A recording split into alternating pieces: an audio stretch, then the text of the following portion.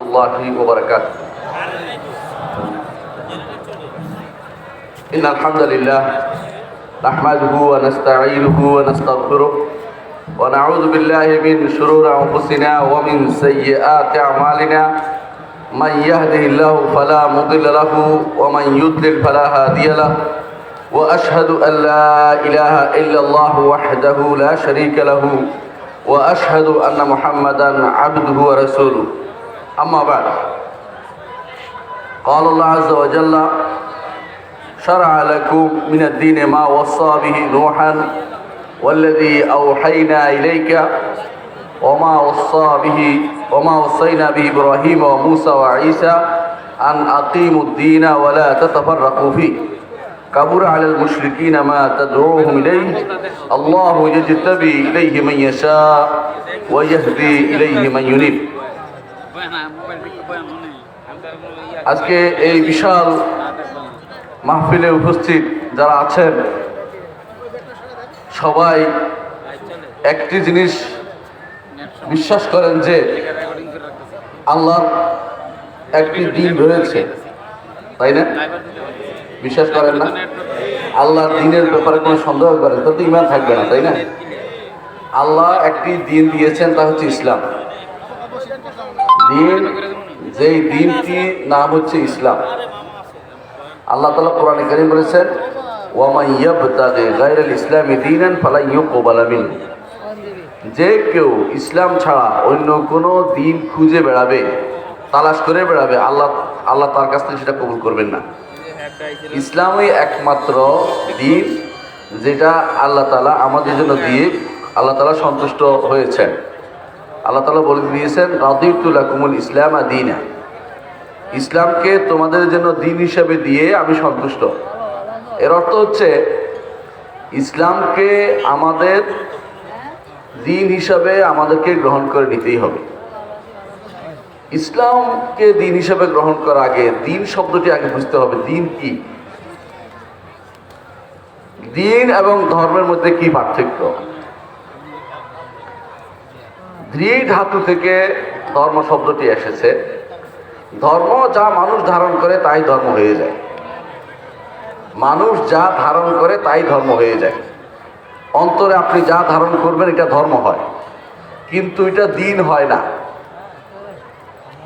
দিন এবং ধর্মের মধ্যে পার্থক্য আছে। ইসলাম ধর্ম নয়, ইসলাম দিন। দিন অর্থ এবং ধর্মের মধ্যে পার্থক্যটা বুঝে সহজেই। যা আপনি মাথায় ধারণ করবেন তাই ধর্ম। যেমন ধরেন, বলা হয় বিদ্যুতের ধর্মই হচ্ছে মানুষকে আকৃষ্ট করা, পানির ধর্ম হচ্ছে ভিজিয়ে দেয়া, আগুনের ধর্ম হচ্ছে পোড়াইয়ে ফেলা। অর্থাৎ তার নিজের একটা বৈশিষ্ট্য থাকে, নিজস্ব বৈশিষ্ট্যে যেটা চলে এটাকে মানুষ ধর্ম বলে। এটার ধর্ম, এটার ধর্ম, এটা বলে মানুষ এটা। কিন্তু ইসলাম এরকম কোনো ধর্ম নয়। এই জন্য ইসলামকে ধর্ম বলাটা আসলে শুদ্ধ নয়। এ বিষয়ে আপনারা দেখতে পারেন, আবুল হোসেন ভট্টাচার্যের একটা বই আছে, দিন ধর্ম রিলিজিয়ন। বইটা পড়তে পারেন, খুব ভালো। তিনি এবারে বিস্তারিত তুলে ধরেছেন। আর যদি আমার বইটা পড়েন, ভালো একটা বই লিখেছিলাম, ইউজিসি পাবলিশ করেছে, বিভিন্ন ধর্মের তুলনামূলক পর্যালোচনা। ধর্মের তুলনামূলক ধর্ম ও তুলনামূলক ধর্মের উপর একটা বই লিখেছি, ইউজিসি সেটাকে প্রচার করেছে। তুলনামূলক ধর্ম ও মুসলিম মনীষা, তুলনামূলক ধর্ম ও মুসলিম মনীষা। ওই বইয়ের ভিতরে আমি তুলে ধরেছি পার্থক্যগুলো। ইসলাম দিন, অন্য কোনোটা দিন নয়, অন্যগুলি সবই ধর্ম। এর কারণ কি? অন্যগুলোতে মানুষের নিজস্ব জিনিস ঢুকেই ফেলেছে। ইসলাম মানুষের জিনিসে ঢুকালে ইসলাম হয় না। ইসলাম অবশ্যই আল্লাহর দেয়া একমাত্র জীবন বিধান, যেটা আদম হইতে শুরু করে মুহাম্মদ রাসূলুল্লাহ সাল্লাল্লাহু আলাইহি ওয়াসাল্লাম পর্যন্ত প্রত্যেক নবী রাসূলের ধর্ম ছিল, প্রত্যেক নবী রাসূলের দিন ছিল। কোনোদিন আল্লাহ তাআলা ইহুদিবাদ, নাসারাবাদ অথবা অন্য কোনো বাদ আল্লাহ নাজিল করেন নাই। আল্লাহ সবার জন্যই ইসলামকে দিয়েছিলেন। এটাই আল্লাহ তাআলার একমাত্র মনোনীত দিন। তাহলে দিন বলতে আমরা যুগ যুগ ধরে যা বুঝেছি সেটা ধর্ম নয়। এটা হচ্ছে দুইটা সাইড থাকবে। এক সাইডে নির্দেশনা থাকবে এক সাইডে মানার জিনিস থাকবে, এটা হবে দিন। কেউ নির্দেশ দিয়েছে, কেউ মানছে, এটা যদি থাকে সেটা দিন হবে। ইসলাম হচ্ছে আল্লাহ দিয়েছে, মানছে কে? মানুষ মানছে। যে মানছে সে মুসলিম, না মানলে মুসলিম হয় নাই। তাহলে একটা দিন বলতে বোঝায় তাতে দুইটা জিনিসের সমাহার ঘটবে, কেউ নির্দেশ দিয়েছেন আর কেউ সেটা মেনে নিয়েছেন। এই দুইটা জিনিস যদি হয় তখন সেটা দিন হয়ে যায়। এই জন্য দানা আরবি ভাষাতে ব্যবহার করে দান আলাহু, অর্থাৎ তার কর্তৃত্ব মেনে নিয়েছে, তার কর্তৃত্ব মেনে নিয়েছে। তো কর্তৃত্ব এবং কারো নির্দেশনা মেনে নেওয়াটা হচ্ছে দিন। তো যিনি আল্লাহর নির্দেশনা মেনে নিচ্ছেন, আল্লাহর কথা মেনে চলছেন, তিনি মুসলিম, তাকে মুসলিম বলা হবে, অন্য কেউ কিন্তু মুসলিম হইতে পারে না। তাহলে আল্লাহ তাআলা দিন, যে একামতে দিন আপনি বলতেছেন, এটা একটা পরিভাষা হয়ে গেল। এখন একামা কি জিনিস, একামা বুঝেন কিনা? একামত দিলে মানুষ কিন্তু বসা থেকে উঠে, ঠিক না? বসা থেকে উঠে না। একামত দিলে করে একামত দাও, তাহলে মানুষ বসা থেকে উঠে, কি জন্য? সালাত শুরু করবে। অর্থাৎ এমন কিছু যা সোজা করা দরকার, এখন সোজা হবে, এটা হলো একামা। একটা জিনিস বাঁকা আছে, বাঁকাটা সোজা করে ফেলবেন, এটা হচ্ছে একামা। লাঠি বাঁকা হয়েছে, লাঠি সোজা করে দিচ্ছেন, এটা হচ্ছে একামা। শুদ্ধ আপনি এটাকে সোজা করে রাখতেছেন। একামা অর্থ দিনকে সোজা করা, দিনকে এমনভাবে করা যেভাবে দরকার, যেটা সঠিক পথে নাই সঠিক পথে নিয়ে আসা, এটা হচ্ছে একামা, এটা হচ্ছে একামা। তাহলে আয়াতের অর্থ শারাআ লাকুম মিনাদ দীনে মা ওয়াসা বিহি নূহান, তোমাদের জন্য দিনকে অনুমোদন করেছেন, বিধিবদ্ধ করেছেন আল্লাহ তাআলা তোমাদের জন্য। কাদের জন্য? আমাদের জন্য। মা ওয়াসা বিহি নূহান, যে জিনিসটি আল্লাহ তাআলা নূহকে নির্দেশ দিয়েছেন। ওমা ওয়াসাইনা বিইব্রাহিমা ওয়া মূসা ওয়া ঈসা, আল্লাহ তাআলা ইব্রাহিম, মূসা, ঈসাকে একই নির্দেশ দিয়েছেন। তারপরে আমাদেরকেও একই নির্দেশ দিয়েছেন। সেটা কি? আন আকিমুদ্দীনা ওয়া লা তাতাফাররাকু ফি, দিন কায়েম করো, দিনটাকে সোজা করো, দিনটাকে সঠিকভাবে যেভাবে আছে সেভাবে মানুষের কাছে পেশ করো। এইটার নাম হচ্ছে ইকামতুদ্দিন। আরেকটি উদাহরণ দিই, ইকামতুস সালাহ অর্থ কি? ইকামতুস সালাহ অর্থ হচ্ছে, আল্লাহ তাআলা বলেছে কোরআনে কারীম বহু জায়গায় বলছে আকিমুস সালাতা, বলছে না? বহু জায়গায় বলছেন আকিমুস সালাতা। তাহলে সালাত কায়েম করো, সালাতটাকে প্রতিষ্ঠা করো, এটা অর্থ করে আমরা। কিভাবে প্রতিষ্ঠা করতে হবে? তাফসীর ইবনে কাসির দেখেন, তাফসীর ইবনে কাসির দেখেন, তিনি বলে দিয়েছেন যে এই প্রতিষ্ঠা করার অর্থ হচ্ছে ফরজ ওয়াজিব যথাযথভাবে মেনে চলা। সালাতের ফরজ ওয়াজিব আছে। আমি যখন এই ময়দানে ঢুকছিলাম তখন দেখলাম একজন ভাই সালাতের ফরজ ওয়াজিব শিক্ষা দিচ্ছেন। এইটা হচ্ছে সালাত একামতের একটা পর্যায়। আরেকটা পর্যায় হচ্ছে যথা টাইমে পড়া, যথা টাইমে, টাইম মোতাবেক পড়া, এইটাও একামতে দিনের একটা অংশ। এর অর্থ হচ্ছে একামত সালাতের একটা অংশ। একামত সালাত হচ্ছে সালাতকে ফরজ ওয়াজিবের সীমারেখা মেনে যথা নিয়মে যেভাবে রসুল দেখিয়ে দিয়েছেন সেইভাবে পড়ার নাম হচ্ছে একামাতুস সালাহ। ঠিক কিনা বলেন? ঠিক, আলহামদুলিল্লাহ। তাহলে আমরা বুঝতে পারলাম একাম অর্থ কোনো জিনিস তার জায়গায় নেই, এটাকে জায়গায় নিয়ে যাওয়া হচ্ছে একামা। জায়গায় নেই, যে জায়গায় দাওয়াত ছিল যে জায়গায় নেই, ঠিক মতো নাই, সেটাকে সঠিকভাবে জায়গা মতো নিয়ে যাওয়া। আচ্ছা, এই যে দিন, একামত দিন আমরা বুঝলাম, দিন বুঝছি কি? এতক্ষণ ধরে বুঝাইলাম দিন অর্থ ইসলাম। ইসলাম সহ যত কিছু আল্লাহ রসুল নিয়ে এসেছেন এইটার নাম দিন। কেমনে বুঝলেন? কারণ দেখেন, একটা হাদিস আমি উল্লেখ করবো, আপনারা সবাই জানেন হাদিসটা। হাদিসটা হচ্ছে একদিন রাসূলুল্লাহ সাল্লাল্লাহু আলাইহি ওয়াসাল্লাম বসা ছিলেন। এমন সময় এক ব্যক্তি এসে রসুলের সামনে বসলেন, বসে বললেন, ইয়া রাসূলুল্লাহ আখবিরনি আনিল ইসলাম, রসুল আমাকে ইসলাম সম্পর্কে জানান।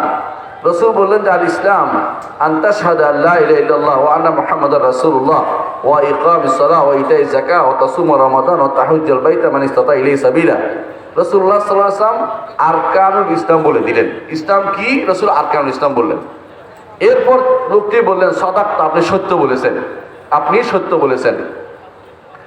এরপর লোকটি বলল, ইয়া রাসূলুল্লাহ আখবিরনি আনিল ঈমান, আমাকে ঈমান সম্পর্কে জানান।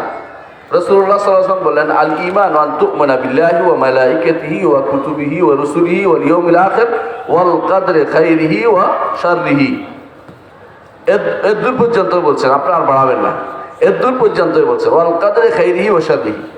এটা বলার পরে রাসূলুল্লাহ সাল্লাল্লাহু আলাইহি ওয়াসাল্লাম বললেন, রাসূল এটা বলার পরে ওই ব্যক্তি বললেন যে আপনি সত্য বলেছেন, আপনি সত্য বলেছেন।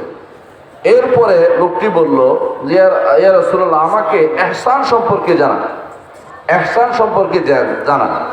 রাসূলুল্লাহ সাল্লাল্লাহু আলাইহি ওয়াসাল্লাম বললেন, আল ইহসান আন তা'বুদাল্লাহা কাআন্নাকা তারাহু ফা ইন লাম তাকুন তারাহু ফা ইন্নাহু ইয়ারাকা। ইহসান হচ্ছে এমন ভাবে আল্লাহর ইবাদত করা যেন আপনি তাকে দেখছেন, না হলে তিনি তো আপনাকে দেখছেন, এইভাবে আল্লাহর ইবাদত করা, এটা নাম হচ্ছে ইহসান। আমি কেন হাদিসটা পুরোটা উল্লেখ করলাম, এটা কারণ আছে। এই লোকটি চলে গেল, চলে যাওয়ার পরে ওমর রাদিয়াল্লাহু আনহু হাদিসটি বর্ণনা করেন। তিনি বলেন যে আমি অনেক সময় বসা ছিলাম, এমন সময় রাসূল এসে বললেন, ওমর তুমি কি জানো কে এসেছিল? বলে জানি না। ওমর বললেন যে আমি জানি না। রাসূলুল্লাহ সাল্লাল্লাহু আলাইহি ওয়াসাল্লাম বললেন তিনি এসেছিলেন জিবরিল, জিবরিল আতাকুম ইউআল্লিমুকুম দীনাকুম, জিবরিল এসেছেন তোমাদেরকে দ্বীন শিক্ষা দিতে। তাহলে দ্বীন কিসের নাম হইল? দ্বীন কিসের নাম হইল? এই তিনটি জিনিস শিক্ষা দিয়েছেন, এই তিনটি জিনিস হচ্ছে দ্বীন: ইসলাম, ঈমান, ইহসান। ইসলাম, ঈমান, ইহসান, এই তিনটি জিনিস হচ্ছে দ্বীন। ইসলাম, ঈমান, ইহসান, তিনটি জিনিস হচ্ছে দ্বীন। এই তিনটি জিনিসে যদি কোনো ব্যক্তি প্রতিষ্ঠা করতে পারে, সেই ব্যক্তি ঈমান প্রতিষ্ঠা করলো, সেই ব্যক্তি দ্বীন প্রতিষ্ঠা করলো, সেই ব্যক্তি ইসলাম প্রতিষ্ঠা করলো, সেই ব্যক্তি তার জীবনের দায়িত্ব আদায় করলো, তার জীবনের কর্তব্য আদায় করলো। এই দুইটা জিনিস এই যে জিনিসটা হাদিসে এসছে, এইটার নাম হচ্ছে দ্বীন। এর বাইরে দ্বীন আছে, দ্বীনের আরো অনেক শাখা প্রশাখা আছে, সেগুলো অবশ্যই দ্বীনের অন্তর্ভুক্ত, তবে সেগুলো মৌলিক অংশ নয়। দুনিয়ার সবাই বলে, যখনই তাকে জিজ্ঞাসা করবেন ইসলামের রোকন কয়টা, আপনাকে কয়টা বলবে? হ্যাঁ, ইসলামের রোকন কয়টা? ইসলামের রোকন কয়টা? 5টা, সবাই জানে এটা। ঈমানের রোকন কয়টা? 6টা। ইহসানের রোকন কয়টা? 2টা, সবাই জানে। এগুলি হচ্ছে দ্বীন, এগুলি হচ্ছে দ্বীন। তাহলে ইকামতুদ দ্বীন মানে কি? যেই দ্বীন প্রতিষ্ঠার জন্য আল্লাহ তাআলা যুগে যুগে নবী রাসূলদের পাঠিয়েছেন, বিশেষ করে 5 জন উলিল আজম মিনার রাসূল, 5 জন রাসূল যারা ছিলেন সৃষ্টির সেরা রাসূল। সৃষ্টির সেরা রাসূল কে? নূহ, ইব্রাহিম, মুসা, ঈসা এবং মুহাম্মদ সাল্লাল্লাহু আলাইহি ওয়াসাল্লাম। তাদের নাম উল্লেখ করে আল্লাহ তাআলা বলেছেন যে আল্লাহ তাআলা এই দ্বীন প্রতিষ্ঠার জন্য নির্দেশনা দিয়েছেন। তাহলে কোন জিনিসটা প্রতিষ্ঠার জন্য নির্দেশ দিয়েছেন? এই আরকানুল ইসলাম, আরকানুল ঈমান, আরকানুল ইহসান, এই জিনিসগুলো প্রতিষ্ঠার জন্য আল্লাহ তাআলা নির্দেশ দিয়েছেন। যত কিতাব আপনি দেখবেন এই পর্যন্ত, যত তাফসীর দেখবেন, আপনি এর বাইরে কিছু পাবেন না। সবাই এই জিনিসটাকে হাইলাইট করেছে। সবাই বলেছে যে সব ঈমান দ্বীন প্রতিষ্ঠার অর্থ হচ্ছে ঈমানকে প্রতিষ্ঠা করতে হবে, ইসলামকে প্রতিষ্ঠা করতে হবে এবং ইহসান প্রতিষ্ঠা করতে হবে। এটাই হচ্ছে দ্বীন প্রতিষ্ঠা, এইটাই হচ্ছে সালফে সালেহিনের ব্যাখ্যা। এবং যুগ যুগ ধরে আলেমরা এই ব্যাখ্যাই পালন করেছেন। নবীরা এই ব্যাখ্যাই দিয়েছেন, ভিন্ন কোনো ব্যাখ্যা তারা দেননি। কিন্তু আমাদের সমাজে এটার ভিন্ন ভিন্ন ব্যাখ্যা চালু হয়ে গেছে, এক একজনের এক একটা অংশ নিয়ে আছে। মনে রাখবেন, যখন মানুষ কোনো কিছু বুঝতে পারে না, তার দরকার বুঝার জন্য সালফে সালেহিনের গ্রন্থের দিকে যাওয়া, যে সালফরা কি বলেছেন, অর্থাৎ হাদিসে কি আসছে অথবা তাফসিরে কি আসছে, সেটার দিকে যাওয়া দরকার। কেউ যদি বলে যে না আমি নিজেই একটা বুঝবো, নিজের মতো করে একটা ব্যাখ্যা করব, সেই ব্যক্তি ভ্রান্তি ছাড়া আর কিছু নিয়ে আসবে না কোনোদিন। ভুল পথ নিয়ে আসবে, ভুল পথ রচনা করবে, তার পিছে যারা হাঁটবে তারা ভুল পথে চলবে, ভুলভাবে তারা তাদের জীবন অতিবাহিত করবে। এই কাজটি আজ সমাজের মধ্যে প্রচলিত। বিশ্বের তাবৎ মানুষগুলো দ্বীন প্রতিষ্ঠার জন্য আন্দোলন করতেছে, সংগ্রাম করতেছে। আপনাকে এইভাবে করতে কি কোরআন এবং সুন্নাহ বলেছে? যেইভাবে আপনি যে পদ্ধতি অবলম্বন করেছেন সেটা আপনাকে দেখতে হবে। কোন পদ্ধতি অবলম্বন করেছে মুহাম্মদুর রাসূলুল্লাহ সাল্লাল্লাহু আলাইহি ওয়াসাল্লাম? তিনি কি দিন প্রতিষ্ঠা করেছেন, করেন না বলেন তো? করেছেন। কোন পদ্ধতি অবলম্বন করেছেন? তিনি মক্কার জিন্দেগিতে যেখানে মুসলিমদের ইমানের ঘাটতি ছিল, যেখানে ইমানের ঘাটতি ছিল মানুষের, যেখানে ইসলামের পরিপূর্ণতার ঘাটতি ছিল, সেখানে তিনি কিভাবে দিন পালন করেছেন আপনারা বলেন? তিনি কি সেখানে রাষ্ট্রপ্রধান ছিলেন? রাষ্ট্রপ্রধান ছিল মক্কাতে? ছিলেন? ছিলেন না। আপনি ভালো করে বুঝছেন কেন ছিলেন না? কারণ এইটা তিনি চাহানও নাই।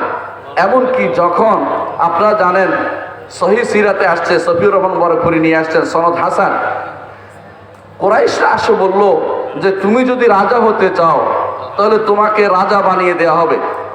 তুমি যদি রাজা হতে চাও তোমাকে রাজা বানিয়ে দেওয়া হবে। আর যদি কোনো সম্পদশালী হতে চাও তোমাকে সম্পদ দিয়ে দেওয়া হবে। তুমি যদি কোনো নারী বিয়ে করতে চাও নারী দিয়ে দেওয়া হবে। কোনটা তুমি নিবে? তিনি কি বলেছেন? আমি তো শুধু চাই শাহাদাতু আল্লা ইলাহা ইল্লাল্লাহ ওয়া আন্না মুহাম্মাদুর রাসূলুল্লাহ। আমি শুধু এটাই চাচ্ছি আল্লাহর একমাত্র আল্লাহর তাওহীদের সাক্ষ্য হোক এবং মুহাম্মদ আল্লাহর রসুল এটা বাস্তবায়িত হোক। এইটা মুহাম্মদুর রাসূলুল্লাহ সাল্লাল্লাহু আলাইহি ওয়াসাল্লাম চেয়েছেন। আচ্ছা, এখন বলতে পারেন যে আমরা তো মক্কি জিন্দেগিতে নাই, আমরা মক্কি মাদানী উভয় জিন্দেগিতে আছি। 100% সত্য কথা, 100% সত্য কথা, আমরা উভয় জিন্দেগিতে আছি। আপনি উভয় জিন্দেগিতে গেছেন কিনা এটা প্রমাণিত হবে কখন? আপনার কর্মকাণ্ডের মাধ্যমে। আপনি কি আসলেই ঈমান বুঝেছেন কিনা? আমাদের দেশে যেখানে শতকরা 80% লোকে ঈমান বুঝে নাই। ঈমান অর্থ এখনো যাদের কাছে বিশ্বাস রয়েছে, ঈমান অর্থ করে তারা কি? বিশ্বাস। ঈমান অর্থ কি? বিশ্বাস। ঈমান অর্থ কি? স্বীকৃতি প্রদান। যেখানে ঈমান শব্দটার অর্থই তারা বুঝেনি। যেখানে ঈমান বলতে বুঝে শুধু অন্তরে ধারণ, সেখানে আপনি কি বুঝেছেন যে ইসলাম আপনার পূর্ণ জ্ঞান এসে গেছে? আপনি কোন জায়গায় আছেন এখন আপনি নির্ধারণ করবেন, আমি বলবো না। তাওহীদ, আমাদের দেশের মানুষের তাওহীদের অভাব কি আছে কি নাই আপনি বলেন। আপনি যদি কোনো আজ একটা ভালো একটা ডাটা সংগ্রহ করেন, বাংলাদেশে আদমশুমারি করেন, আপনি তাওহীদপন্থী কত পার্সেন্ট পাবেন আপনাকে অবশ্যই বলতে হবে। আপনি যদি আব্দুল্লাহ জাহাঙ্গীর স্যারের বাসায় বলতে হয় তাহলে বলবেন, তিনি বলছেন 99.9999 বাদ যাবে। অর্থাৎ কিছু একটা জিনিস শুধু বাদ থাকবে, 1-2 বাদ থাকবে, শতকরা 1-2 পাওয়া যাবে। তিনি বলতেছেন যে এত কম সংখ্যক মানুষ এখনো তাওহীদ বুঝে না। তাওহীদ বলতে কি বুঝে? যদি সালাফদের তাওহীদ আর আপনার তাওহীদ, আল্লাহর রসুলের আনা তাওহীদ আর আপনার কথা মতো যে তাওহীদ চলে সেটা একসাথ করা হয়, তাহলে হাস্যকর হয়ে যাবে সবকিছু। কারণ এই তাওহীদ আল্লাহর দেয়া তাওহীদ তারা চালু করেনি। তাদের তাওহীদ হচ্ছে শুধুমাত্র রুবুবিয়ত প্রতিষ্ঠা করা। আপনি অনেক তাফসীর পাবেন যেখানে ইলাহ অর্থ করা হয়েছে যে আইনদাতা, বিধানদাতা, সংবিধানদাতা, অথবা ইলাহ অর্থ হচ্ছে শাসক, ইলাহ অর্থ হচ্ছে পরিচালক, এগুলি করা হচ্ছে। কখনো না, এটা হচ্ছে রুবুবিয়তের অর্থ। ইলাহ অর্থ এটা নয়। ইলাহ অর্থ মাবুদ, ইলাহ অর্থ আপনার কাজ, মাবুদের কাজ, তথা দাসত্ব আপনি করবেন। এই দাসত্বের কথা ইলাহ দিয়ে বোঝানো হয়েছে। তাহলে যেখানে ইলাহ শব্দটির অর্থই মানুষ বোঝেনি, রব শব্দটির অর্থই যেখানে ইলাহ থেকে আলাদা করতে পারেনি, দিন শব্দটির অর্থই যেখানে বুঝেনি, সেখানে আপনার আমার কতটুকু দিন হয়ে গেছে যে আমি দিন প্রতিষ্ঠা করে ফেললাম, এটাই দেখার বিষয়। দ্বিতীয় আরেকটি জিনিস যে কারণে আমরা দেখতে পাই যে দিন প্রতিষ্ঠার জন্য প্রাথমিক পর্যায়ে আমরা এখনো উন্নীত হতে পারিনি, তা হচ্ছে আমাদের অধিকাংশ মানুষ এখনো আল্লাহর দ্বীনের পরিধি সম্পর্কে জ্ঞান রাখে না। যে যতটুকু জানে ওইটুকু নিয়ে বাড়াবাড়ি করে। কেউ মনে করেছে দিন কিরকম, যে এই আমার দিন হচ্ছে গাঠি বুসকা নিয়ে বের হয়ে পড়া। কেউ মনে করেছে দিন হচ্ছে ভোটে জিতে যাওয়া। কেউ মনে করেছে দিন হচ্ছে যে কোথাও মারামারি হানাহানি করে একটা কিছু করে দেয়া। কেউ মনে করেছে দিন হচ্ছে যে আমরা নিজেরা বসে বসে সিদ্ধান্ত নিতেই থাকবো আর সিদ্ধান্ত মানুষের উপর চাপিয়ে দেবে, এটা হচ্ছে দিন। এই জাতীয় এইগুলির নাম দিন কখনো ছিল না।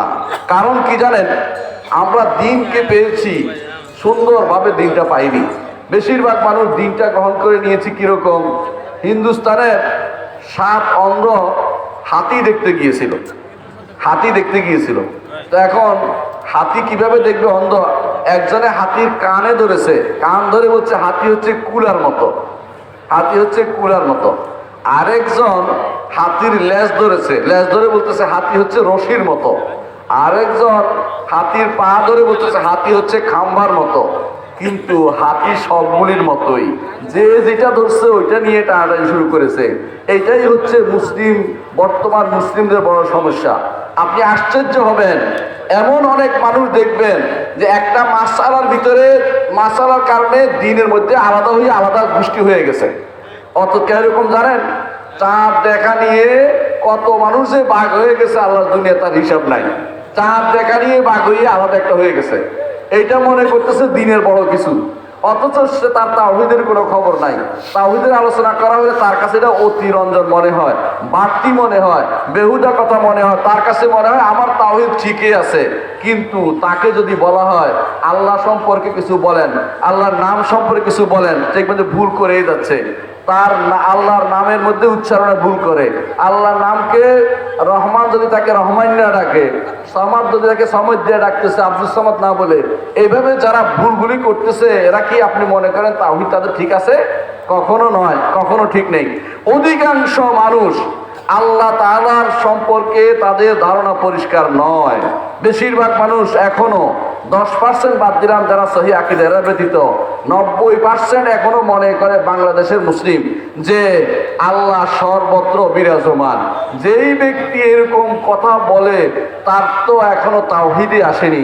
সে কি প্রতিষ্ঠা করবে, ইমানের কোন জায়গায় প্রতিষ্ঠা করবে, কোনটা দিয়ে শুরু করতে হবে, সেটা মুহাম্মদুর রাসূলুল্লাহ সাল্লাল্লাহু আলাইহি ওয়াসাল্লাম দেখিয়ে দিয়েছেন। আপনি ধরে নেন বাংলাদেশে এখন মোল্লা মক্কা মদিনা সর্ব অবস্থায় আমি আসি, মক্কীয় মাদানীয় সর্ব অবস্থায় আমি দুইটাই আমি রক্ষা করলাম। আচ্ছা, এখন আপনাকে কোনটা দিয়ে শুরু করতে হবে? আপনাকে অবশ্যই তাওহীদ দিয়ে শুরু করতে হবে। কারণ কি, আকিমুদ্দিনের ব্যাখ্যার মধ্যে তাবত মুফাসসিররা ইবনে কাসির, কুরতুবী, তবারি, যত মুফাসসির আছে তারা সবাই সালফে সালিহিন থেকে সনদ দিয়ে বর্ণনা করেছেন। এর অর্থ হচ্ছে তাওহীদ প্রতিষ্ঠা করা। তাওহীদের সাথে সাথে তারা অন্যগুলো উল্লেখ করেছেন, অর্থাৎ তাওহীদ দিয়ে শুরু করতে হবে। কেন শুধু তাওহীদ দিয়ে শুরু করতে হবে জানেন? তাওহীদ এমন একটা জিনিস যা না হলে দুনিয়া এবং আখিরাত আপনার অচল। কিন্তু আপনাকে জানতে হবে দুনিয়া এবং আখিরাতে অন্য কোনোটা না হলে আপনি অচল হবেন না। এমন অনেক মানুষ আছে জীবনে তার কোর্টে যাওয়া লাগে নাই, আছে না? আছে কিনা? তো কোর্টের বিচারের ব্যাপারে তার এত মাথা ব্যথাও নাই, কারণ আমার কোর্টে যাওয়ার কোনো চিন্তা ভাবনাও নাই। বুঝেন আপনি কথাটা? সে মরে গেলেও আখিরাতে তারা জিজ্ঞাসা করবে না তুমি কোর্টে গেলে না কেন, জিজ্ঞাসা করবে না। কিন্তু সে যদি মারা যায় তাওহীদ বাদে, সে কি জান্নাতে যেতে পারবে কোনোদিন? কিয়ামত পর্যন্ত, মানে কিয়ামতের পরও আপনি যেতে পারবে না। কারণ হচ্ছে তার তাওহীদ নাই। যে জিনিসটা কখনো বাদ দেয়া যায় না সেটার নাম হচ্ছে তাওহীদ। এইটা ধারণ করতে হবে। এইটা যদি ঠিক হয়ে যায় অটোমেটিকলি অন্যগুলি ঠিক হবে। কেন ঠিক হবে জানেন? তাওহীদের একটি অংশ হচ্ছে আল্লাহ তাআলাকে রব মানা, আর রুবুবিয়তের একটি অংশ হচ্ছে আল্লাহর বিধানকে বাস্তবায়ন করা। আল্লাহর বিধানকে ব্যক্তি তার পরিবারে বাস্তবায়ন করবে, তার সমাজে বাস্তবায়ন করবে এবং তার অধীনস্থ লোকদের মাঝে বাস্তবায়ন করবে। এইটা যদি প্রত্যেকেই করতে পারে আল্লাহর দ্বীন প্রতিষ্ঠা হয়ে যাবে। কারণ প্রত্যেকেই মানুষ, প্রত্যেকের দায়িত্ব আছে, কর্তব্য আছে। সমস্যা কি জানেন?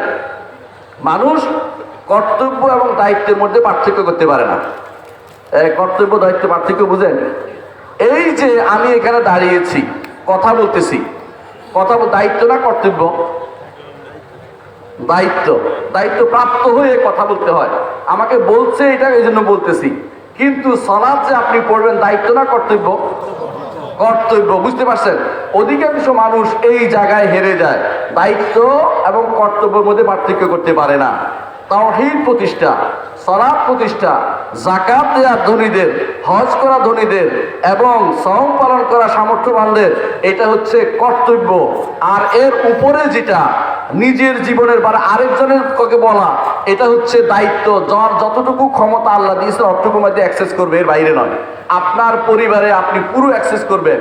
আপনার ছেলে নামাজ পড়ে না, আপনার ছেলে শরিয়া বিরোধী চলে, আপনার মেয়ে শরিয়া বিরোধী চলে, আপনি সেখানে দায়িত্বপ্রাপ্ত পুরো অ্যাক্সেস করবেন, হাত দিয়ে সোজা করে দিবেন, থাপ্পড় দিয়ে সোজা করবেন, এটা শরীয়ত অনুমোদিত। কিন্তু পাশের বাড়ির লোকটা সালাত আদায় করে না, আপনার দায়িত্ব কতটুকু না কর্তব্য কতটুকু বলেন? দায়িত্ব কি কর্তব্য? আপনার কর্তব্য নাই, এখন হচ্ছে কি দায়িত্ব পাইলে আপনি করবেন। আপনি যদি সমাজপতি হন আপনি বলতে পারবেন না, আপনি তার হাত দিতে পারবেন। হাত না দিলে আপনি 2 নম্বরটা করতে পারবেন, সেটা কি মুখে বলতে পারবেন, এর বাইরে আর কিছু নয়। কর্তব্য এবং দায়িত্বের মধ্যে যারা পার্থক্য করতে পারে না, তারাই দুনিয়াতে বেহুদা হামলা করে, আক্রমণ করে, মানুষের উপরে জুলুম করছে। তারা দায়িত্ব এবং কর্তব্য বুঝতে চেষ্টা করে না। ইসলামকে এরা বেশিরভাগই নিজের মতো করে ব্যাখ্যা করে। তার দায়িত্ব কতটুকু আল্লাহ তাকে দিয়েছে, কর্তব্য কতটুকু দিয়েছে সেটা বুঝতে হবে। কর্তব্য এবং দায়িত্বের মধ্যে পার্থক্যটা খুবই জরুরি। বেশিরভাগ মানুষই দিনকে প্রতিষ্ঠা করতে চায় আরেকজনের উপরে, নিজের উপরে নয়। আর যারা দিন প্রতিষ্ঠার চিন্তা করতেছে বেশিরভাগই দেখবেন নিজের প্যান্টের খবর নাই, নিজের পরিবারের পর্দার খবর নাই। দেখবেন যে পর্দার নতুন সিস্টেম চালু করে দিয়েছে, আধুনিক পর্দা। তারা কিছুদিন আগে খবর পড়তো কিরকম, আধুনিক পর্দা পড়ে খবর পড়তো, মুখ দেখা যাওয়ার কোনো সমস্যা নাই, এরকম পর্দা তাদের কাছে এটা অনুমোদিত হয়ে গেছে। আবার শর্ট বোরকা অনুমতি করছে। এইভাবে সাহাবায়ে কেরামের সমালোচনা তাদের কাছে নস্যি। এগুলি যদি হয় দিনের নতুন নতুন ভাষণ, বুঝতে পারছেন তো কেন? কারণ আরেকজনের উপরে দিন প্রতিষ্ঠার চিন্তা তাদের বেশি, নিজের জীবনে নিজে যার যে সমস্ত কর্তব্য সেটা পালনে তাদের যত অনীহা, সেটার ব্যাপারে চিন্তা করবে না। যত চিন্তা করবে যে আমি যত বেশি পারি অন্যের জীবনকে নিয়ে ভাববো, নিজের জীবনে চিন্তা করি না। প্রত্যেকটি মানুষ কিন্তু আল্লাহ তাআলা বলেছে কুল্লুকুম রাইন ওয়া কুল্লুকুম মাসউলুন আন রাইয়াতি, রাসূলুল্লাহ সাল্লাল্লাহু আলাইহি ওয়াসাল্লাম বলেছেন প্রত্যেকটি মানুষই রাখাল, প্রত্যেকটি মানুষকে জিজ্ঞাসা করা হবে তোমার দায়িত্ব কর্তব্য কি তুমি আদায় করেছো কিনা। এই নয় তার দায়িত্ব কর্তব্য অনুসারে তাকে সেটা পালন করতে হবে। ঠিক আপনার দায়িত্ব কর্তব্য আল্লাহ তাআলা যতটুকু দিয়েছেন এর বাইরে আল্লাহ জিজ্ঞাসাও করবেন না। নবী রাসূলগণ প্রত্যেকে কি রাষ্ট্র প্রতিষ্ঠা করেছে? আপনারা বলেন তো, কয়জনের রাষ্ট্র প্রতিষ্ঠা করেছে? হাতে গোনা কয়েকজন, হাতে গোনা কে? সুলাইমান, দাউদ এবং মুহাম্মদুর রাসূলুল্লাহ সাল্লাল্লাহু আলাইহি ওয়াসাল্লাম। আপনি কি চিন্তা করেছেন? এমনকি তখনকার দিনে রাষ্ট্র ভিন্ন হইতো, নবীও ভিন্ন হইতো। রাষ্ট্রপতি একজন হইতো, নবী আরেকজন হইতো। অর্থাৎ বনি ইসরায়েলের মধ্যে এক অংশ থাকতো রাষ্ট্রপ্রধান পরিচালনা করতো, এক অংশ দিন পরিচালনা, দিনের দ্বারা নেতৃত্ব দিত। এইটাতেও কোনো আল্লাহর পক্ষ থেকে এইভাবে ছিল। আপনারা জানেন কোরআনে কারীমে বলেছে সূরা বাকারার মধ্যে তাদের নবীকে বলছে একজন রাজা কথা আল্লাহকে বলেন না, আল্লাহ আমাদের রাজা নির্ধারণ করে দেয় যাতে করে আল্লাহ রাস্তায় জেহাদ করতে পারি। এটা বুঝাইলো কোনো জেহাদ যদি করতে হয় রাষ্ট্রপ্রধান ছাড়া কোনো জেহাদ হয় না। এটা যুগ যুগ ধরে মানুষ বুঝে নিয়েছে। নিজেরা বানিয়ে বানিয়ে জেহাদ করলে হয় না, নিজেরা বানিয়ে বানিয়ে একজনকে একটা বানিয়ে নিয়েছি, ঘরে ঘরে নেতা বানাইছি, কয়েকজনে মিলে একজনের নেতা বানাচ্ছি, আর তারে আনুগত্য করতেছি, কিছুক্ষণ আনুগত্য এবং তার উপরে বায়াত হচ্ছি, কিছুক্ষণ তার পক্ষে বিপক্ষে বলতেছি, তার থেকে দূরে সরে গেলে আমার ইসলাম সরে গেল রে, এই জাতীয় চিৎকার দিয়ে বলছি। এই সবই হচ্ছে আমাদের ভুল বুঝাবুঝি ছাড়া কিছুই নয়। ইসলাম এই সিস্টেম কখনো দেয়নি। ইসলাম যেটা বলেছে সেটা হচ্ছে অবশ্যই তাওহীদ দিয়ে শুরু করতে হবে। প্রত্যেক নবী যেই দাওয়াত দিয়ে শুরু করেছেন সেই দাওয়াত দিয়ে শুরু করতে হবে। আশ্চর্য হবেন, ইউসুফ আলাইহিস সালাতু ওয়াস সালাম নবী ছিলেন না? অবশ্যই নবী ছিলেন। তিনি একজন নবী হওয়ার পরেও তিনি কার আন্ডারে চাকরি করেছেন জানেন? মিশরের রাজার অধীন চাকরি করেছেন। এখন যদি আপনি বলেন যে অনেক মানুষে প্রায় আমাকে ফোন করে বলে সরকারের অধীন চাকরি করব কিনা, আমি তাকে কি উত্তর দেব? যদি একজন নবী যদি সরকারের অধীন চাকরি করতে পারেন, আপনার কি সমস্যা হয়েছে? আপনি যেটুকু করেন অতটুকু আল্লাহ আপনাকে জিজ্ঞাসা করবে।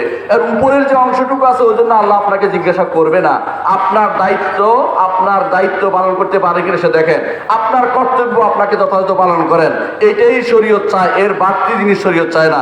কিন্তু কিছু মানুষ কি করে, সবাই যে জিনিসটা সেটা হচ্ছে যে যেটা ফরজে আইন এইটাকে ফরজে আইন না রেখে ফরজে কিফায়া নিয়ে ব্যস্ত হয়ে পড়ে। বুঝেন কিনা?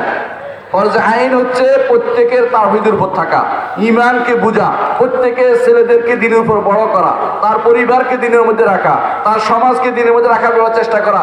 যার যতটুকু দায়িত্ব অতটুকু কর্তব্য, এটা ফরজে আইন। কিন্তু ফরজে কিফায়া যেটা, যে এর পরেরটা যদি আমি পারি করব, সেটা শরীয়ত কখনো বাধ্য করে দেয়নি, অথচ আমরা সেটাকে নিজের উপরে বাধ্য করে দিয়েছি।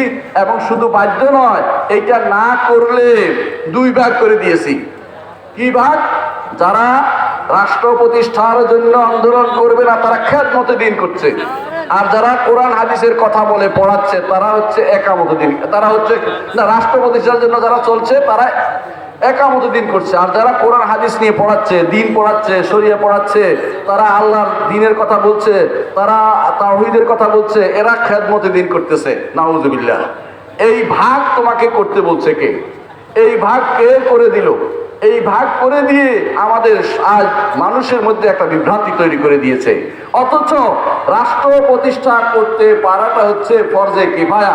যদি করতে কেউ পারে আলহামদুলিল্লাহ, এমনকি যদি কেউ করতে নাও পারে, তার কোনো গুনাহ হওয়ার কোনো সুযোগ নাই। কারণ আল্লাহ তাআলা লা ইউকাল্লিফুল্লাহু নাফসান ইল্লা উসআহা, আল্লাহ সাধ্যের বাইরে কাউকে কষ্ট দেন না। আপনি সর্বোচ্চ বলা পর্যন্তই আপনার যথেষ্ট, যে আল্লাহর বিধানকে বাস্তবায়িত করতে হবে। আল্লাহর বিধানকে সারা দুনিয়া যেখানে যে শাসক আছে সে যেন বাস্তবায়ন করে, এটা আপনি বলবেন মুখে, তার কাছে বলা পর্যন্ত যথেষ্ট। করতে না পারলে আল্লাহ আপনাকে পাকড়াও করবে না। কিন্তু কেউ যদি তাওহীদ না মানে, কেউ যদি আল্লাহর শরীয়ত না মানে, কেউ যদি নিজের জীবনে শরীয়ত বাস্তবায়ন না করে, শরীয়ত বিরোধী কর্মকাণ্ডে চলে, আল্লাহ কি তাকে ছেড়ে দিবে? কখনো ছেড়ে দিবে না। তো একজন মানুষ বুঝতে হবে ফরজে কিফায়া বরং ফরজে আইন একটা বিপরীতে দাঁড় করিয়ে দিচ্ছে। আজ মানুষ এমন জিনিস নিয়ে ব্যস্ত হয়ে পড়ছে, যেই জিনিস আমাদের সলফে সালেহীন এটা নিয়ে ব্যস্ত হতো না। তারা সলফরা কি করতো? তারা জীবন নিয়ে তারা সবসময় চিন্তা করতো, তারা ব্যক্তির জীবন নিয়ে চিন্তা করতো, সমাজ তাদের অধীনস্থদের নিয়ে চিন্তা করতো। তারা বুঝতো যে রাসূলুল্লাহ সাল্লাল্লাহু আলাইহি ওয়াসাল্লাম এটার মধ্যে স্তর বেঁধে দিয়েছেন, আমাকে সর্বোচ্চ স্তরে না যেতে পারলেও যতটুকু আমার ক্ষমতা অতটুকু যেন আমি বাস্তবায়ন করি। এটাই রাসূলুল্লাহ সাল্লাল্লাহু আলাইহি ওয়াসাল্লাম চেয়েছেন এবং এটাই কোরআন এবং সুন্নাহর নির্দেশনা। অথচ আমরা একামতের দ্বীনের নাম দিয়ে দুনিয়ার সব করি। এই মানুষগুলো তাদেরকে তাওহীদের সংজ্ঞা জিজ্ঞাসা করলে বলতে পারবে না। এদের অধিকাংশই আল্লাহ তাআলা সম্পর্কে সঠিক ধারণা রাখে না, আল্লাহ তাআলার নাম এবং গুণ সম্পর্কে সঠিক ধারণা রাখে না। এর অধিকাংশই আল্লাহ তাআলার উলুহিয়ত এবং রুবুবিয়ত পার্থক্য করতে পারে না। এই মানুষগুলো জীবনে সব সময় এরা মানুষকে পথভ্রষ্টতার দিকে নিয়ে যাচ্ছে।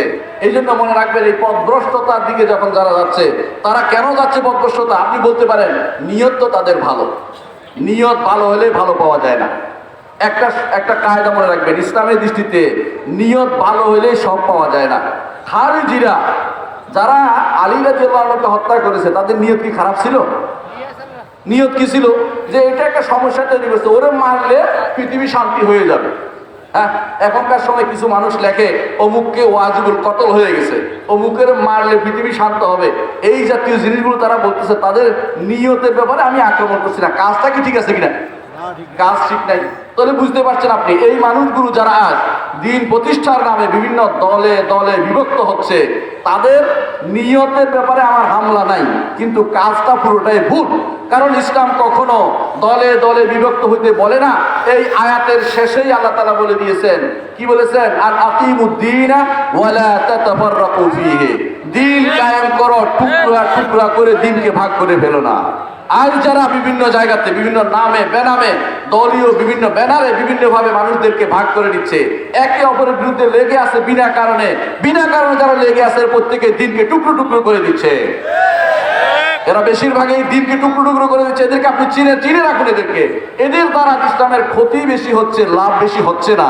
এদের দ্বারা যতটুকু ক্ষতি হচ্ছে সেটা পোষানো যাচ্ছে না। কারণ মুসলিম উম্মাহ হচ্ছে একটি দেহ একটি প্রাণ। এখান থেকে একটা অংশ ভাগ অর্থ হচ্ছে এই দেহ থেকে একটা অংশ চলে যাওয়া। এটা ইসলাম কখনো পছন্দ করে না। প্রত্যেকটি মানুষ উম্মাহ, জামা অর্থ হলে প্রত্যেকটি মুসলিম হচ্ছে একটি জামা। এখানে আপনাকে ভিতরে ঢুকে তাদেরকে ইসলাম করবেন, তাদের মধ্যে মধ্যে আপনি তাদের সন্তানদেরকে দিন শিক্ষা দিবেন, তাদের মধ্যে যাবেন, ওয়াজ নসিহত করবেন। আপনি যদি বলেন যে না আমি কোথাও যাব না, আমার কাছে যেতে হবে, আমি ক্ষমতায় যেয়ে তারপর করব, সেটা কোনোদিন হয়ে উঠবে না, আপনার দাওয়াত কোনোদিন কাজে লাগবে না। কারণ হচ্ছে আপনি বুঝেননি কি দিয়ে শুরু করতে হবে। আল্লাহ তাআলা কোরআনে কারিমে যেটা বলে দিয়েছেন যে ওয়া'আদাল্লাহু আল্লাযীনা আমানু ওয়া আমিলুস সালিহাতি লা ইস্তাখলিফান্নাহুম ফিল আরদ।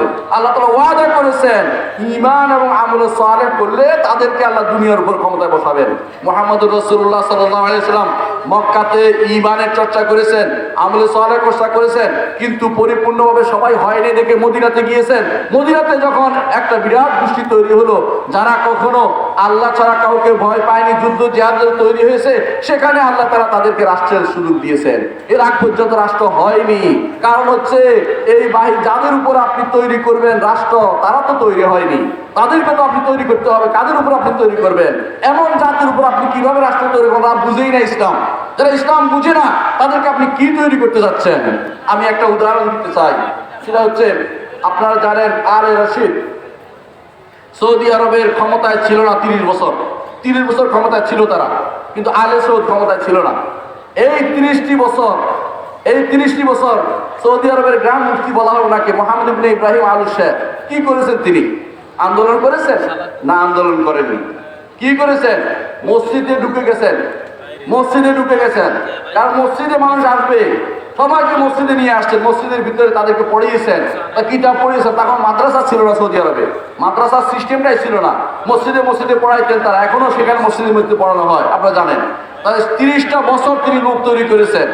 সে পরবর্তীতে যখন আমির আব্দুল আজিজ বিন আব্দুর রহমান আলে সৌদ যিনি ক্ষমতায় আসে বললেন যে শেখ মোহাম্মদ ইব্রাহিম আলু শেখ, আপনি আমার জন্য কি করছেন? বলছে আমি 30 বছর তোমার জন্য লোক তৈরি করেছি। এই মসজিদ যারা আছে সবাইকে একটা করে নিয়ে যাও, সবাই তোমার জন্য তৈরি আছে। একজন খতিব হতে পারবে, একজন রাষ্ট্রপ্রধান হতে পারবে, একজন ক্ষমতা যেতে তার বিচারক হতে পারবে, একজন আমরুল মারুফ নাহিয়াল মুনকার করতে পারবে, একজন তিনি টিচার হতে পারবেন। এভাবে দেখিয়ে দিলেন যে এইভাবে লোক তৈরি করতে হয়, তাদের মধ্যে ঈমান ও আকীদা চাঙ্গা করতে হয়। সেই ঈমান ও আকীদা এমন ভাবে চাঙ্গা হয়েছে আপনি আশ্চর্য হবেন, আপনি সেখানে কোনো শিরকের গন্ধও পাবেন না। সেই জন্য সেখানে আল্লাহ তাআলার পক্ষ থেকে রহমত নাজিল হয়েছে এবং সেখানে আল্লাহ তাআলার পক্ষ থেকে সেখানে তাওহীদের রাষ্ট্র প্রতিষ্ঠা হয়েছে।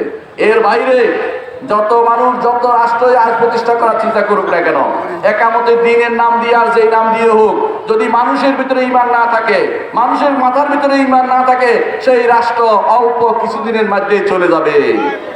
আপনারা দেখেছেন মিশরের অবস্থা, আপনারা জানেন টিউনিশিয়ার অবস্থা, আপনারা জানেন এভাবে মাগরিবের অবস্থা। বিভিন্ন এলাকাতে যেখানে যারা এইভাবে মনে করেছে যে বোঝবাজি করে একটা কিছু করে মানুষের মাথার উপরে ডিঙ্গিয়ে অথবা তথাকথিত গণতান্ত্রিক পদ্ধতিতে 1 নম্বর 2 নম্বর বেশি পেয়ে আমরা বুঝি ক্ষমতায় নিয়ে চলে যাবো 1 নম্বর 2 নম্বর দিয়ে, এবং সেখানে গিয়ে ইসলাম প্রতিষ্ঠা করব, এইটা শুধু পরাহত বিষয়, কোনোদিন হবে না। কোনোদিন সেটা হয়নি, হবেও না। যতক্ষণ পর্যন্ত আপনার অন্তরে ইসলাম প্রতিষ্ঠা না হবে, ততক্ষণ পর্যন্ত বাইরে ইসলাম প্রতিষ্ঠা হবে না। এই জন্য হাসান হুদাইবি বলেছিলেন, তাদেরই নেতা বলেছিলেন যে আকিমু দাওলাতুল ইসলাম ফি কুলুবিকুম ইউকিমুল্লাহ আযজা ওয়া জাল্লা ফিল খারিজ। তোমরা তোমাদের অন্তরের ভিতরে আগে ইসলামের রাষ্ট্র প্রতিষ্ঠা করো। অন্তরের ভিতরে আগে দেখো তোমার ইসলাম আছে কিনা, আগে দেখো তোমার ভিতরে ইসলাম আছে কিনা, তুমি তাওহীদ বুঝো কিনা, তুমি শরিয়া বুঝো কিনা, আল্লাহর দ্বীন বুঝো কিনা, আল্লাহর দ্বীনকে মানতে হবে কিনা। তুমি তো প্রত্যেকটি পরিবার সেরকম তৈরি করলে তাহলে দেখতে পাবেন যে অবশ্যই আল্লাহ তাআলা যদি এরকম দেখেন যে এদের অন্তর ঠিক আছে, আল্লাহ তাআলা বাইরেও সে ব্যবস্থাপনা করে দিবেন।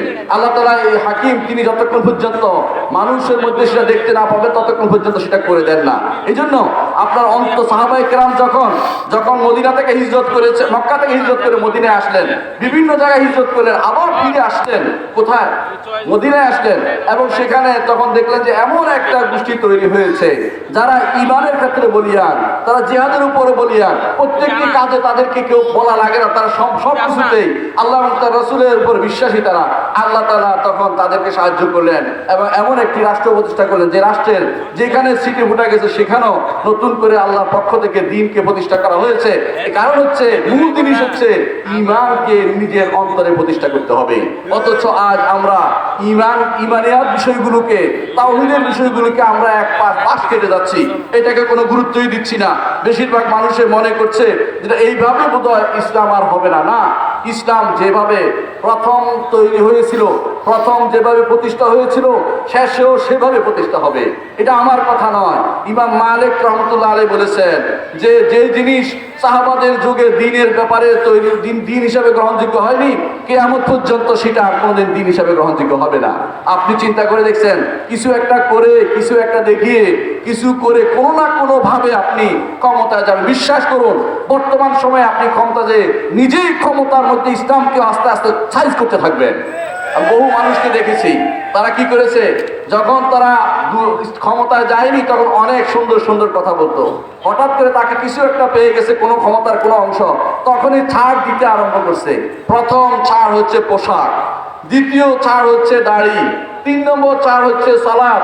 এগুলিতে ধীরে ধীরে আস্তে আস্তে, কারণ পরিবেশটা আপনার বৈরী। পুরো পরিবেশ যতক্ষণ পর্যন্ত ইসলামিক না হবে, ইসলামিক রাষ্ট্র সেখানে প্রতিষ্ঠা হবে না। ইসলামিক রাষ্ট্র প্রতিষ্ঠার স্বপ্ন আমি দেখতে চাই, আমরা সবাই দেখি, কিন্তু কিভাবে হবে সেটা এইভাবে হবে। প্রথম হচ্ছে নিজে থেকে শুরু করুন, নিজের পরিবার থেকে শুরু করুন, সন্তানদের থেকে শুরু করুন, আপনার আশেপাশে মানুষদের থেকে শুরু করুন এবং মানুষদেরকে দ্বীন বোঝানোর চেষ্টা করুন। আপনি তাওহীদ দিয়ে শুরু করুন, তাওহীদের প্রত্যেক জায়গাটা প্রতিষ্ঠা করুন। ইসলামকে নতুন রাজনৈতিক কালার দিবেন না। ইসলামে একটা রাজনীতি আছে, ক্ষমতায় যাওয়ার পরের রাজনীতির নাম হচ্ছে ইসলামী রাজনীতি।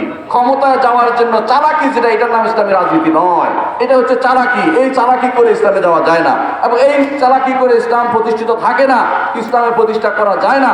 এটা যারা স্বপ্ন দেখছে তারা শুধুমাত্র দিবা স্বপ্ন দেখছে, ওই স্বপ্ন কোনোদিন বাস্তবায়িত হবে না। বুঝে নিতে হবে আমাদেরকে।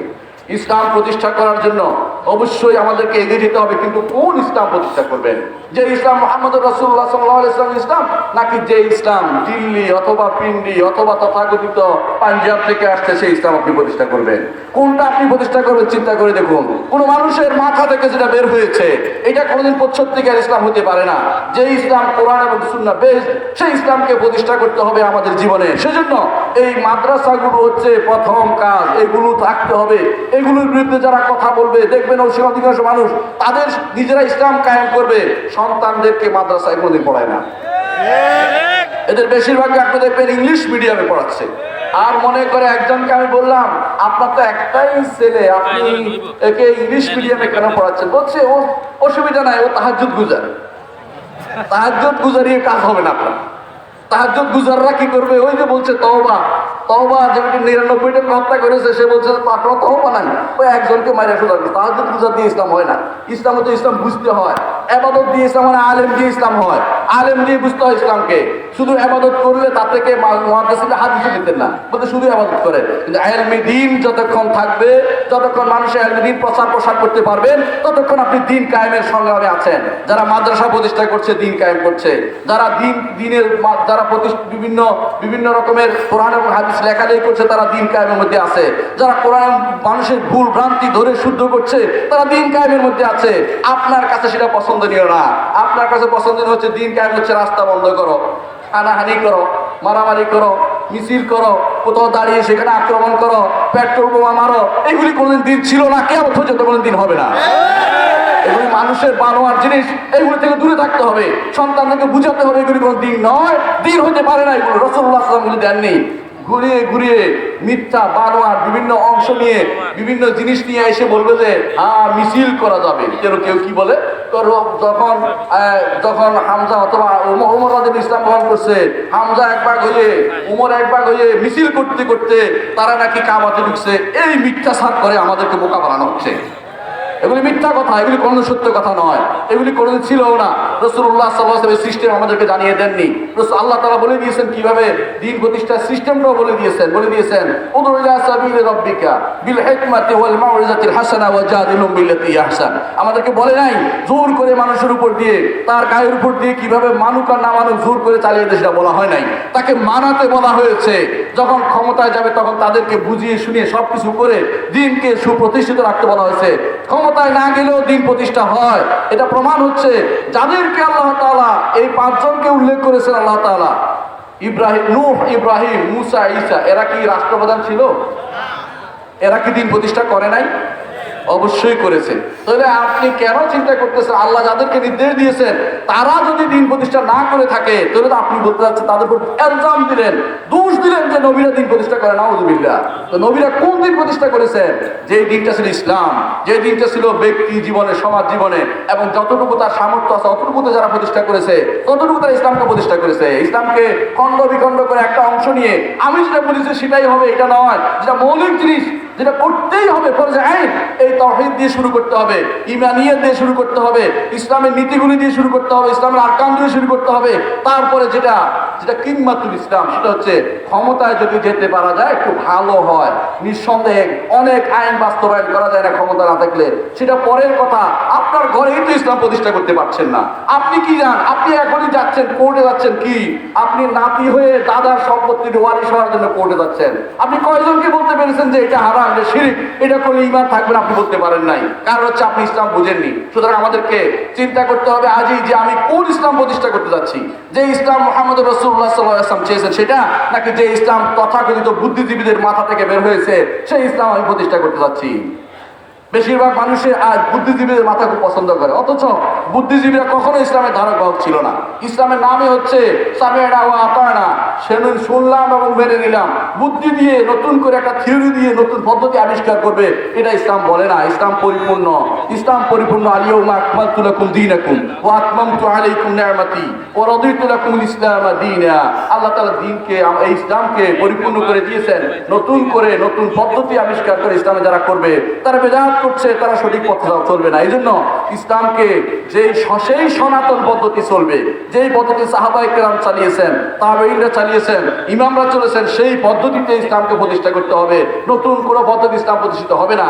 আর রাষ্ট্রপ্রধানের রাষ্ট্রে ইসলাম প্রতিষ্ঠা করার জন্য ঘরে ঘরে প্রত্যেকেই ইসলামকে প্রতিষ্ঠা করলে সেটা ধীরে ধীরে রাষ্ট্রের দিকে যাবে। গণজোয়ার যখন হবে, মানুষ যেটা চাইবে রাষ্ট্র তখন সেটা করবে, মানুষ যেটা চাইবে সেটা মানুষ করবে। এই দেশেও দেখুন 99% ভোট দেন, রাষ্ট্রপ্রধান বলবে যে ওইটাই করে দেবো, কারণ তার তো ক্ষমতা থাকা দরকার। সুতরাং আমাদেরকে বুঝতে হবে কোন কাজটা আমরা করছি। আমরা অনেক আগে, অর্থাৎ আমরা ওই বলা হয়ে থাকে যে চাষ করার আগেই, অর্থাৎ লাঙ্গল দিয়ে খেত কষার আগেই বই লাগাই দিচ্ছি, আগেই যে আগে তো খেতের খেত করতে হবে, ধান আগে লাগাইতে হবে, তারপরে তো আপনি কাটবেন। আপনি আগে থেকে ধান কাটার ব্যবস্থা করতেছেন। এই ভুলের উপর থাকার কারণে আজ আমাদের সমাজে ইসলাম প্রতিষ্ঠা হচ্ছে না। এই জন্য বেশি বেশি করে দ্বীনের কোন অংশটাকে বেশি আমাদের গুরুত্ব দিতে হবে সেটা বুঝতে হবে এবং সেটা নিয়ে এগিয়ে যেতে হবে। আল্লাহ আমাদেরকে দ্বীন প্রতিষ্ঠা করার তৌফিক দান করুন। যে দ্বীনকে কোরআন এবং সুন্নাহ বেস হয়, যে দ্বীন কোরআন এবং সুন্নাহ চেয়েছে এবং আল্লাহ রাসূল যেটা চেয়েছেন যেভাবে সেইভাবে যেন দ্বীন প্রতিষ্ঠা করতে পারি, আল্লাহ আমাদের কবুল করুন। ওয়া আখিরু দাওয়ানা আলহামদুলিল্লাহি রাব্বিল আলামিন। আসসালামু আলাইকুম ওয়া রাহমাতুল্লাহি ওয়া বারাকাতুহু।